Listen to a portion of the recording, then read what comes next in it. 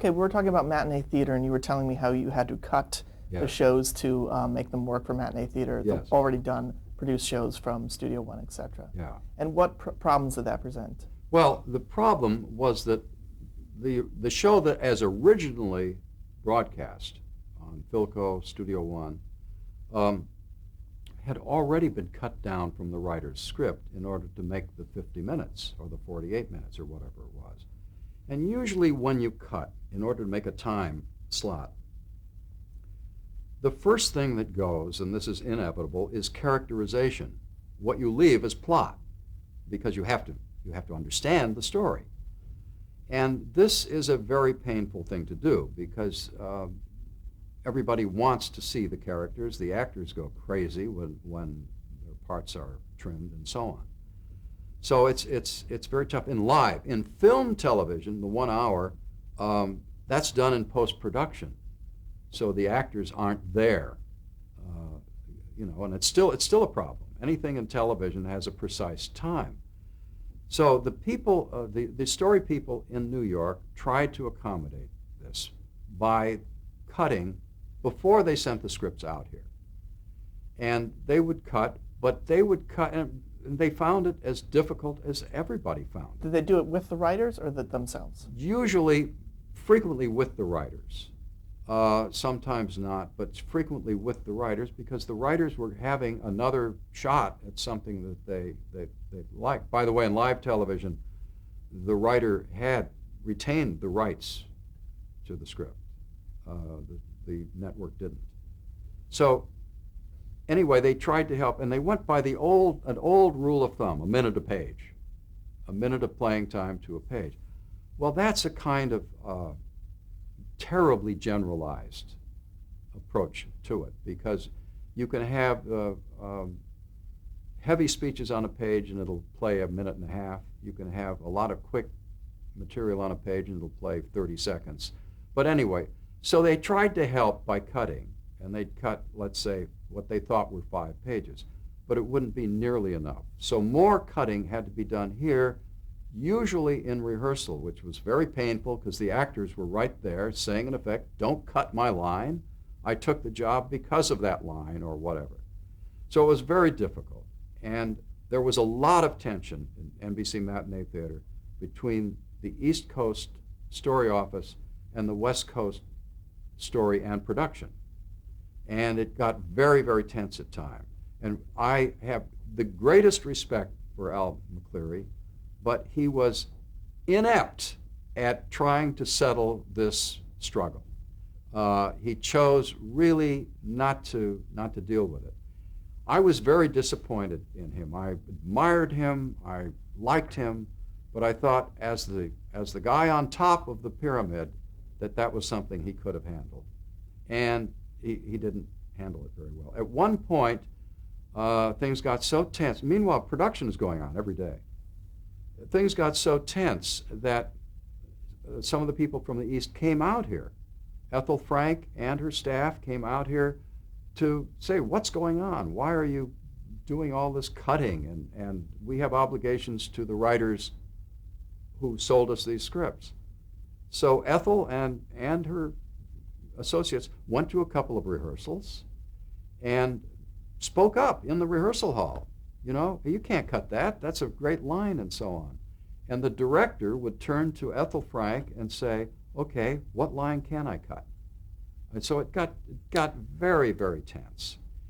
And I don't think that Ethel ever really came to grips with the problem that she faced, which she had to be respectful of the writers that sold the scripts, and at the same time, she had to be aware of production problems. So that East-West conflict was never... How long did she and her staff stay?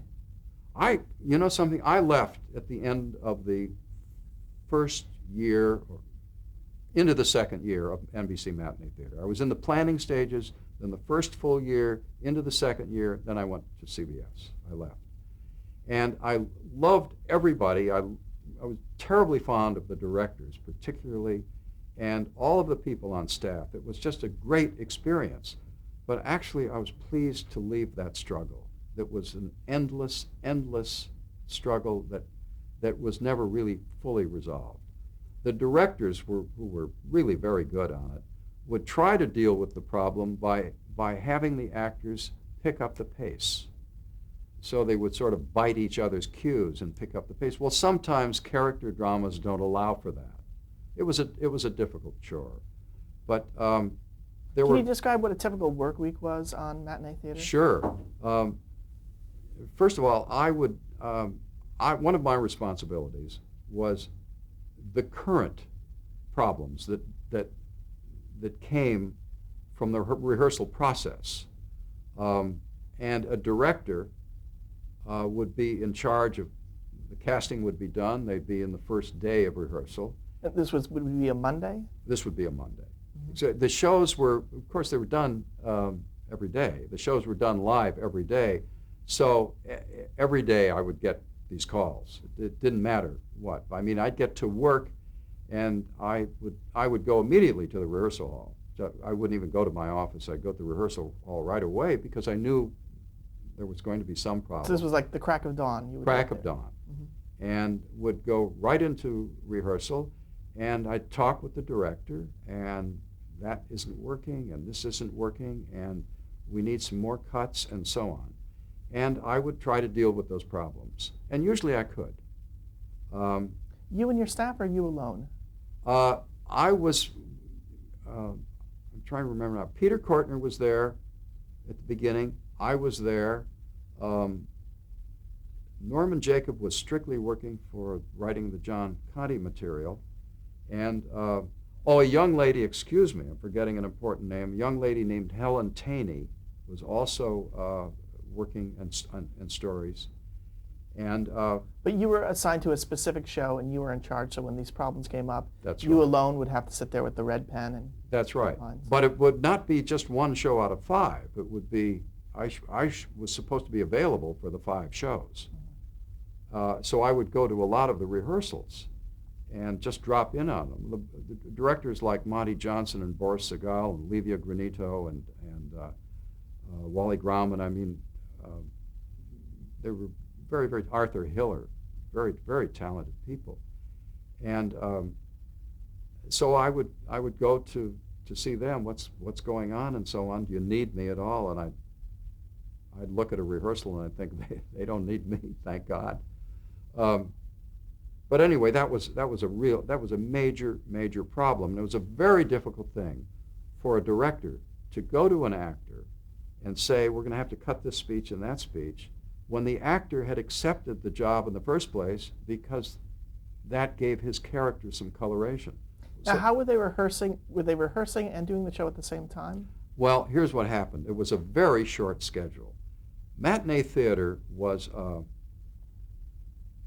an expensive show to produce on a week basis, but cheap in terms of hiring, in terms of, so the budget for actors was very low, the budget for writers was very low, everything was low, the salaries were low. That was the idea, was to contain it. And actors would accept the jobs on matinee theater, and many of them were very, very prominent people, because first of all, the rehearsal and the show was less than a week. So they would, I think, I'm forgetting the exact schedule now, but I think they rehearsed for 4 days, and the 5th day they went on camera, and the 6th day they were on air, something like that. But it was very short. So that meant for actors that they didn't have to give up a lot of time. They were available for other things. They were available for feature pictures, for other aspects of television. So a lot of the actors were available for NBC matinee theater. They liked it. First of all, it was working their profession. Secondly, it was reaching an audience that they might not ordinarily reach, a middle-of-the-day audience. And so they liked it. So there were a lot of very prominent people that came on NBC matinee theater. There were marvelous casts. Who were some of those people? Well, we had from the theater people like Judith Evelyn, who had starred in a number of Broadway plays. We had, because Albert was very attracted to to theater people. A lot of the young people, Patrick O'Neill, who became a very prominent leading man, and he was just starting out. Dick Crenna, um, famous old comedian Eddie Cantor.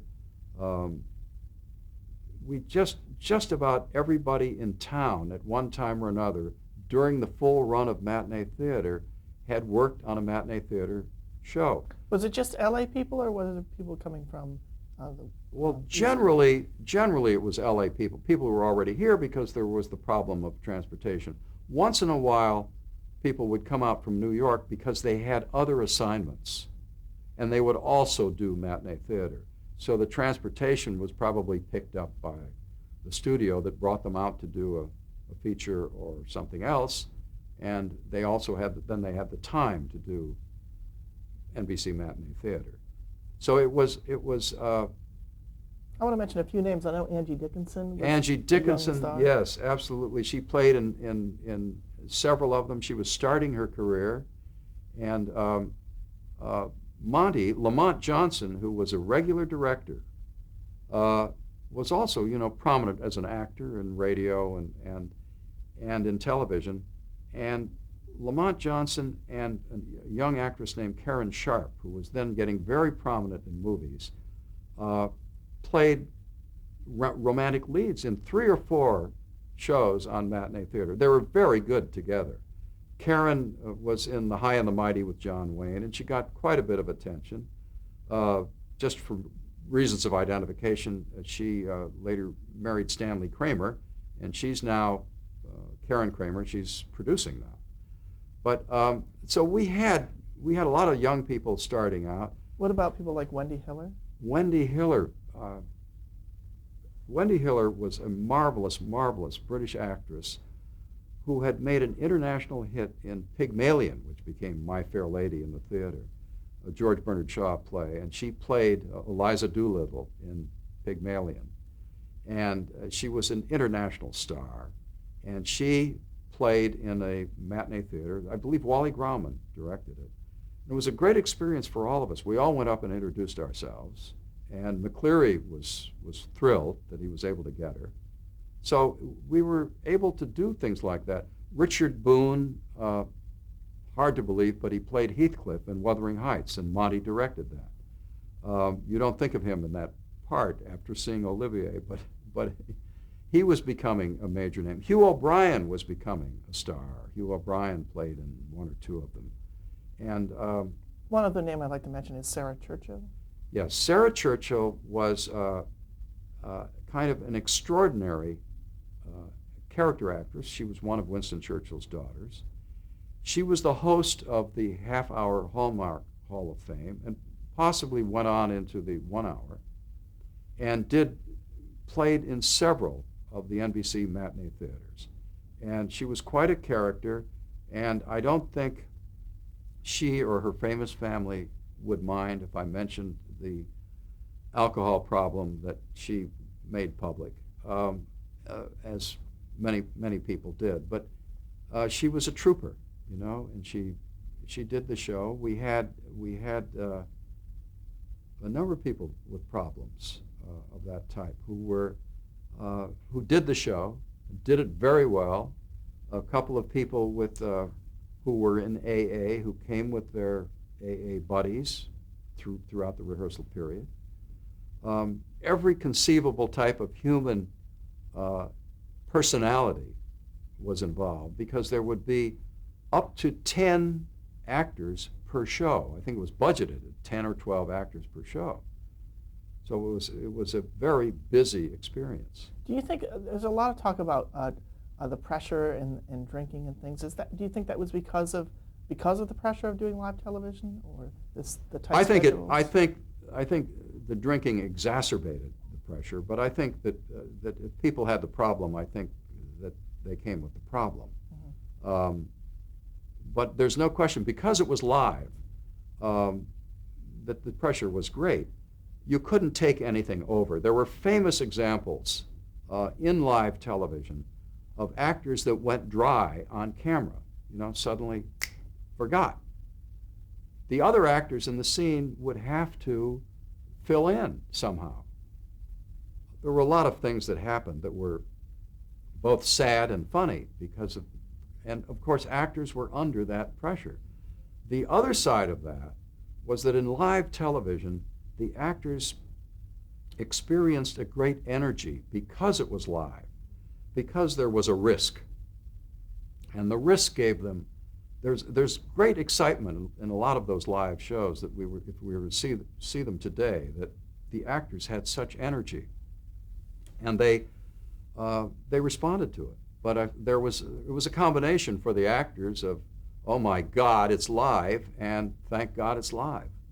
It was that peculiar combination. And a lot of them had come from the theater. That was McCleary's great, great wish. And a lot of them come with theater training. So they were used to getting out in front and taking the risk. All right, just a couple more things on matinee theater. Was there any thought about how, since it was playing during the day, that people wouldn't really be paying attention to the visuals? There was a great deal of thought about that. In fact, Al, who received a lot of comment from NBC brass in New York, fortunately we didn't have to go through that, he did that. And so at one time we were told, mention the character names a lot, because people are distracted. They're wherever they are. If they're watching this in a hospital or at home or at their workplace, they're distracted. The phone rings. They have something else to do. And they're hearing with one ear. They're hearing the sound coming off the television set. So mention the character names a lot. So NBC Matinee Theater fell into that thing which got somewhat embarrassing, which was, well, Charlie, how are you? Yes, Louise. And that would go on for a while.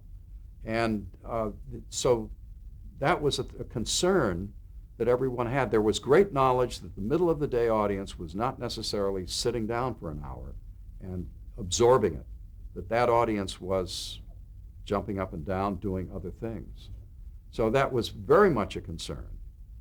Several of the people at studios had the job of watching matinee theater really to watch performers, watch actors, see what was going on, as well as what the show was.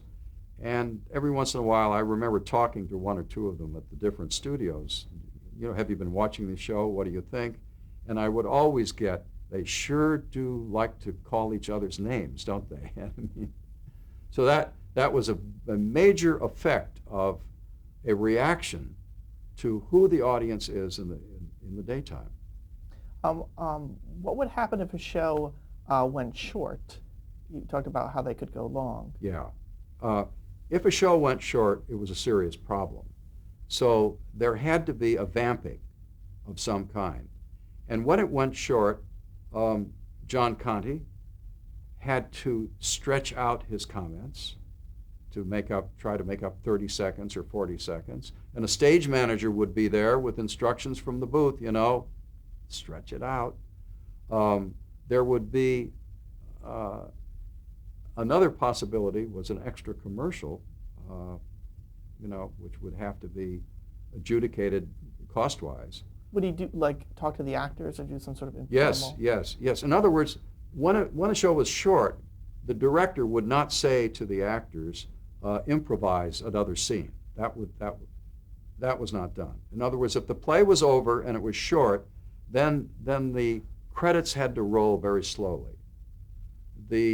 John Conte had to take his time, and that was the way it was done. On other shows, incidentally, that same thing was done. Usually, the director in the booth knew that the show was going to come up short when he was in kind of the last act. So at that time, he would say to the stage manager, stretch it. And the stage manager, off camera, could say to the actors. But they wouldn't improvise. They would just stretch it a little bit. A couple more things. You said that Livia Granito was on the show. Was it unusual to have a woman? It was extremely unusual. And Albert really was a pioneer.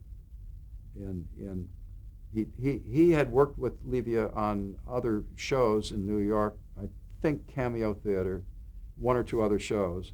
And he hired her. He wanted her to be an alternating director. It was very unusual in those days to have a woman in the booth directing live.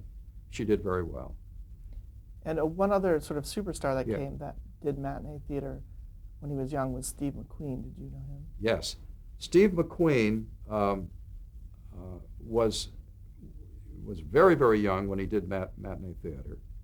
And I have a little tale to tell you about this. Steve was in an episode, and the director was Boris Sagal. And one day, I happened to be walking out of the building or something. I ran into Boris, and Boris said, "Listen, I'm having lunch with one of the actors, Steve McQueen. You want to join us?" So we went across the street to have lunch, and Steve was, a very affable guy. Nobody knew really who he was. And he was talking very seriously to Boris, and somewhat to me, about the fact that he'd had a job offer in New York, to go back to New York to be a teaching assistant in the theater arts department, somewhere, I've forgotten where. And that meant that he would have to go back to New York and he'd have to forget about, at least for the time being, studio auditions and so on. And kind of forget about it and think about the theater instead and so on. And so we talked about it. He wanted to know our opinion. And I had just met him.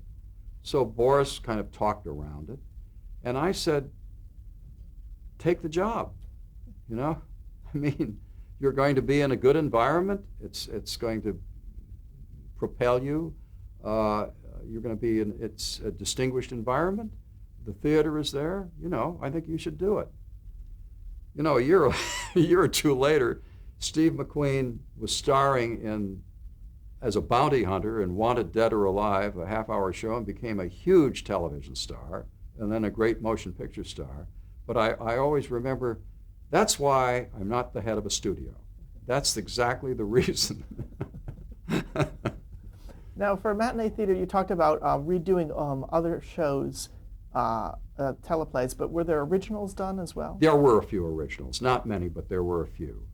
And we developed a few on the West Coast, not many of them. And who were some of those writers? I think one of them was Progress and Minnie Sweeney, and I'm forgetting the writer's name. That was right in the first season, third or fourth episode we did, which was a school teacher's story.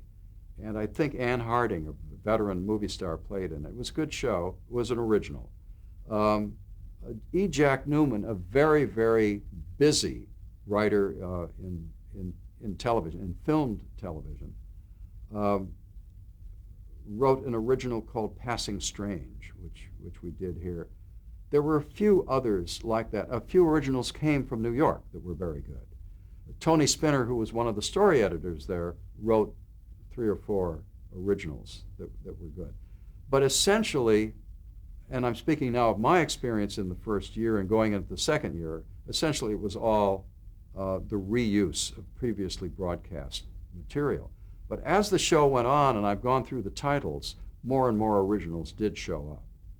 So essentially, it was a show. NBC Matinee Theater devoured stories, just ate them up, and so they had to find material from existing sources or adapt plays that had been done. That was really the great need. It was material. You couldn't go dark. You couldn't have John Conte saying, "Sorry, folks, we got a little behind this week, so we don't have a show for you." Were there any memorable shows that you remember that were big successes, or were you going so quickly you couldn't even? Well, it was really going awfully fast. We responded to some of the shows more than others. The shows that Monty and Karen Sharp did, I mean, we all responded to those. But there was no one where we thought, oh, this makes the year. I don't think so. I don't think unlike some of the live shows that were on once a week, that being once a day, we didn't have time to cheer. You'd applaud and think that was great, and now there's another problem. We felt in the first year that we were doing a good job. We really felt that way. And I think that McCleary felt that way, and Pat Weaver, the head of NBC, felt that way, because he came out here for a couple of meetings. So I think he was pleased. I think there was a general feeling that we were doing good work. Subsequently, some years later, after NBC Matinee Theater, Albert died. He died in the way that if you can choose your death, he went to the theater with a friend of his, and they sat in the first row. The curtain went up, and he collapsed and died. And if you have to have a death for a theater person, that was it. So some years later, early 80s, I think, there was a tribute to Al McCleary that was held at UCLA. And a lot of us who worked on matinee theater and cameo theater and so on attended. And Lamont Johnson, Monty, was really, I believe, the host of it. He was very good in commenting on Albert and his very theatrical personality and on the whole experience of NBC matinee theater.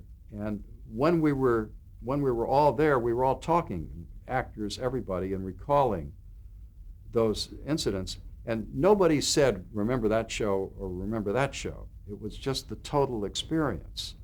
And that was, of course, the wisdom of hindsight, of looking back. But everybody seemed very pleased about it. I mean, actors who had virtually no rehearsal and took great risk really responded to the show. So there was a good feeling about it as a total entity. Cecil Smith later wrote the television critic for the Times, wrote a summary of that get-together at UCLA, and he talked about NBC Matinee Theater, and he said, let's face it, it wasn't great, but it was good and well done, and it couldn't be great, not with an everyday situation, but certainly wonderful performances were right there in the appliance store coming out of the color television set. And now yourself witnessing the show on air, was it just crazy? Yeah, I would watch the show on a monitor, and I would not be at the studio when this was done. I would be at our headquarters, which was at Selma and Vine, and I would be watching with other people, watching it on a monitor. The color was terrific. Oh, so you weren't in the studio? You didn't see the backstage? No, occasionally I would go out there, but generally I was watching on a monitor not to be distracted by all the stuff that was going on backstage. And I felt, show after show was certainly an acceptable presentation. I mean, there was nothing to run away from. But the problems were the problems of limited time. And visually it looked good. Visually it looked good. It looked good. And I think the camera work, all of it looked very good. What did the color look like? I mean, did it look like, say, Technicolor, or what? Well, I think, and I'm no engineer, but I think it was probably a little more blatant than it is today. In other words, a little more, the color was a little more blue or red or orange or whatever. I think there are greater subtleties today that the color cameras pick up. All right, we're going to stop there. Okay.